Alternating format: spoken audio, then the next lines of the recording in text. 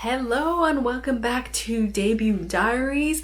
My name is Liselle Sambury. I never introduced myself. I am a young adult YA fantasy author and sci-fi and horror, but YA fantasy author. And this series is where I talk about all the different experiences that go into being a debut author and sharing that with you. And today I'm talking about a bunch of things. So I'm talking about my copy editing experience, but I'm also talking about the experiences of putting together the things that are leading to the final kind of proof of the book. So things like dedication and acknowledgements and back cover copy and what's the other thing? Author bio, everything else that goes into the book but the cover. I'm going to talk about the cover in the future. That conversation is coming. It's just not coming now. I'm going to put it together with the reveal. So you'll get it all in one. But today we're talking about copy edits, etc. So let's get into that. What are copy edits? So copy edits are a stage in which a copy editor, who may be an in-house person, they may be a freelance person that your publisher has hired, they will go through your manuscript with a very fine-tooth comb and they will make edits based on things like grammar, based on inconsistencies. So things like checking that your dates all match up to what you've said in the narrative. They will check for wording of certain sentences to make sure they're not only grammatically correct, but they make sense within the context. They may also note anything that doesn't quite seem to make sense so that you can fix that. And then, all the little grammatical things. And they will do that based on whatever style your publisher is using. So I think there are like different styles, like there might be Chicago style, that sort of thing, but whatever formatting your publisher wants is what they will use. My copy editor, for example, made a lot of notes that said as per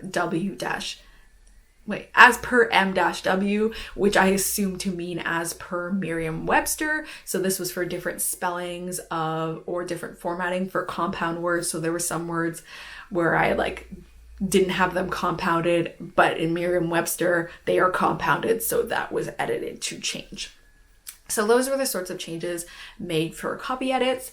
I found them to be very, very smooth. It was simple for me. It was really pain-free. And that's really good because especially for a lot of authors that are writing cultural experiences or that have a lot of colloquialisms, that sort of thing, sometimes, and I've heard authors have experiences where they get copy editors who bring a lot of internal biases and will, try and correct things that really don't need to be corrected, that are things like slang phrases and that sort of thing. And they'll be really on top of that in a way that feels oppressive and biased. They'll make comments on things that aren't really copy editor comments, but are more like internal biases comments, when it comes to marginalized folks. And that can be really painful and horrible. If you have a good editor, you can talk to them and they will try and help you not have that experience and perhaps even not use that copy editor anymore if they're having those sorts of issues. But these are things that I've heard from several authors of color about having those experiences with copy editors, which is really upsetting. But my copy editor was really good and I didn't have that experience. But I'm mentioning it so that if you are an author and you have that sort of experience, you know to bring that up with your agent or editor right away, because that's not good and that's negative and you really shouldn't be having to deal with that, and your publisher should know so that they know not to subject anyone to that copy editor in the future. So I didn't have that experience though. My copy editor was awesome. She was actually really, really good about mentioning things and being like, you could change this to this, or you could leave it if this is part of the character's voice and that sort of thing. Any of my cultural phrases, she actually didn't make any comments on. So that was really good and really helpful for me. And so, doing the actual copy editing was very smooth. Pretty much you just reply when the copy editor will say, do you want to make this change? And you just reply to their comment either saying yes or saying stet, which means no, essentially. So S-T-E-T, I don't know why I'm spelling it, but that's what it means. And so that was really simple for me. Where my copy became a lot was I decided that I should be reading through the full manuscript again with a very, very fine-tooth comb, which meant reading it extremely slowly and being extremely nitpicky, which was tiring for me. I'm at the stage where I've read my manuscript so many times, I cannot stand reading it because I'm so tired. And I'm not a person who rereads books in general because I get bored when I know everything that's already happened. So it was like, it was a slog for me. And because I had decided to finish my copy edits basically within a week, I ended up doing 8 days instead because I needed one extra day. I just couldn't handle it. So then I was also reading my manuscript in like a smaller bracket of time. My manuscript is like 500 pages, but I wanted to finish it within that week. I did have like a full month for my deadline, but because I am juggling so many different projects and trying to get those all ready, I didn't want to spend like a huge prolonged amount of time on copy edits. I wanted to get it done within a smaller period of time. And so that was the only thing that made copy edits like a slog for me because I had to do that read through, but I think it was really important to do that. In the past, when you got your proof pages, which is the next stage, your kind of final read through, you would get that mailed to you in paper, and it would be a lot easier to like jot in your little changes. But now, because of COVID times, you get it in an e-format, and I had heard from friends that it was very difficult to make changes in that format, and so I didn't want to be subject to that. So I was like, this is the time for me to do that really deep dive, and it ended up being a really good idea for me because I caught a lot of things, so that was good. A little tip that I will give for like your book in general, especially when you're dealing with things like copy edits, is consider making a Google Calendar or some sort of calendar of the events that are happening in your book, because your copy editor will know all of the specific dates and they will know them very like clearly, and they will be like, so this happened on Thursday and then this happened on Friday, and so today should be Saturday, but you said it was Sunday, and is that right? And for me, getting that, I pulled up my calendar and I could double check because every single chapter I had slotted into a date. And so I was like, yep, that's right. This is what's happening. If you don't have that, I imagine you go into a big panic mode because now you got to figure out if all of these dates are correct. And so I would highly recommend that you have that calendar ready certainly before you go into copy edits, but like as early as possible to help you keep all those dates straight. And that's kind of my little insert tip for copy editing. Now the extra things. So in the time since copy edits, really like quite recently to me doing this video, I've started doing all of the other things that come with bringing that proof together. So your past pages or your proof is what the book will look like. So it's got the cover, it's got all the publisher information, it's got your dedication, it's got your acknowledgements, what the designs will look like inside the book. Like it's this digital proof of like what your book will look like together, which is really exciting, but they need all those little pieces for that. So of course that means bringing the cover together. I'm not going to talk about that in this video. That will be in a coming video in the future when I'm doing a full reveal. I'll talk about all of that, but that'll be in the future. But I will talk about all the different other things. So for example, doing my first and foremost, I had to have my author photo ready and my bio ready. I've actually had those ready for a long time, so that was really easy for me to put together. I've been using an author bio for a lot of different things, especially because I've been on some panels and that sort of thing. So I had that ready for a while.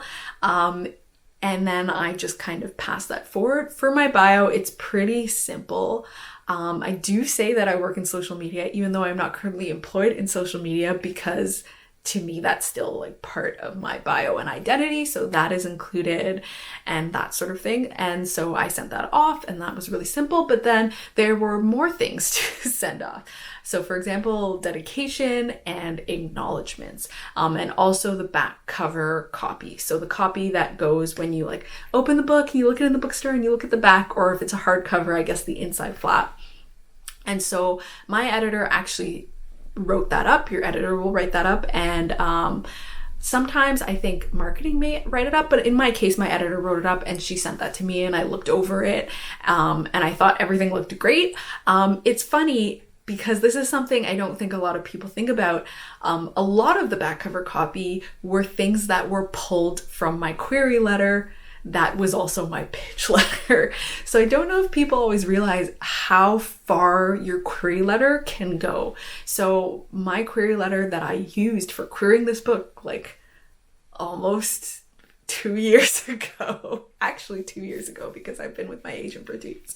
So 2 years ago, that query letter that got me my agent really liked it and used that as the pitch letter when we were submitting to editors. And now my editor is using that pitch letter, which I guess she also really liked, to help construct the back flap copy. So it's so interesting to me that my query letter has like gone that far.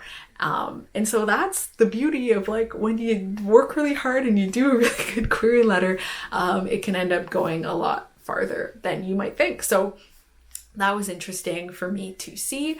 So I didn't really have any edits for my editor on that. She did a great job organizing that all together.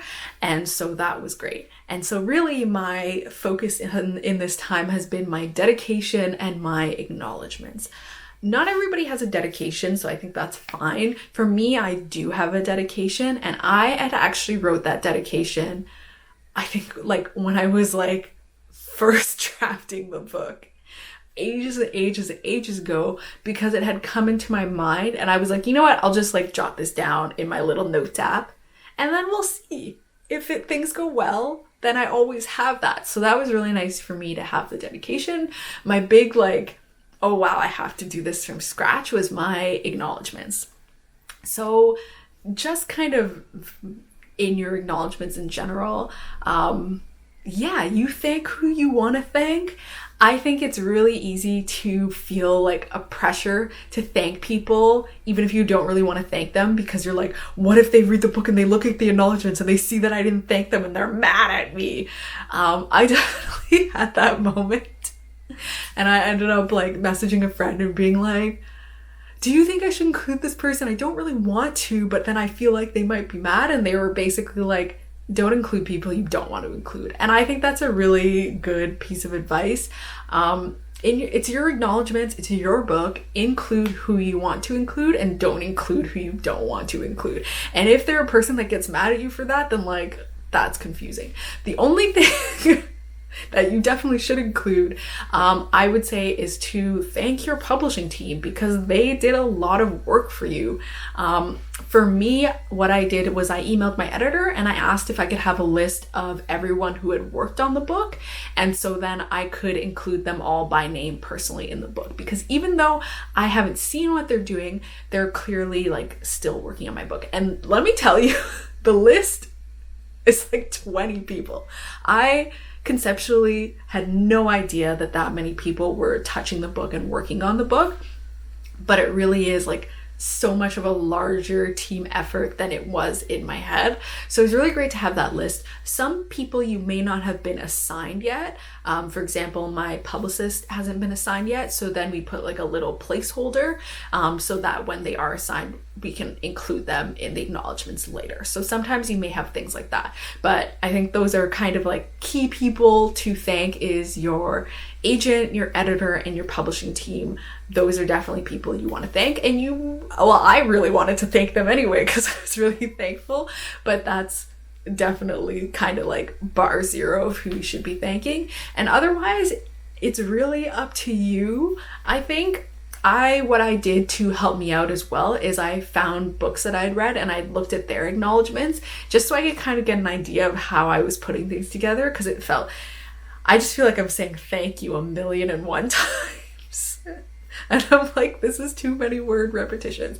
But that's essentially how I kind of formatted it and did my acknowledgements. I also emailed my sensitivity readers to see how they would like to be put in the acknowledgements, because I wanted to acknowledge them.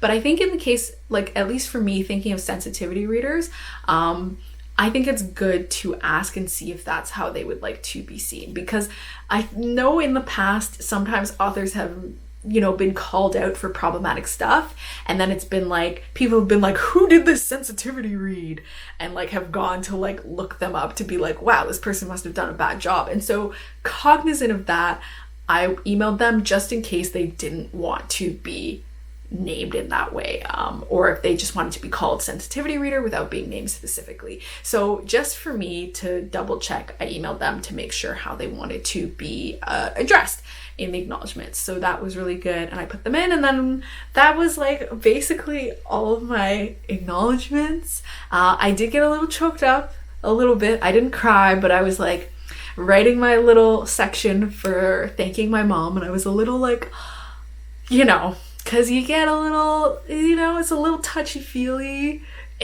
in the written word in a way that it might not necessarily be when you're just like talking to the person on a regular basis. So yeah, that was kind of my experience of putting together my acknowledgements and all of that peripheral stuff. And that's it for this episode of Debut Diaries.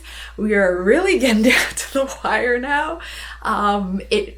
To me, on my side, like, it feels like things are now like really coming together, and that so soon I'm going to have like a fully formed book, and then I'm like, what will I talk about on this series then, now that I'm not having those specific stages? But I think it's really exciting for me to see my book coming to fruition, and so early. It's funny because it's in August and I don't have a final release date for my book yet, but it's in summer, so it's essentially still a year out, but it's so close to being completed, and that's such an interesting process. But anyway, that's it for this episode. Below, and also link above somewhere, will be the full playlist to all the videos in this series if you want to learn more about my debut author experience. And if you like this video, please give it a thumbs up. If you haven't subscribed already, please subscribe below. And thank you so much for watching. Bye!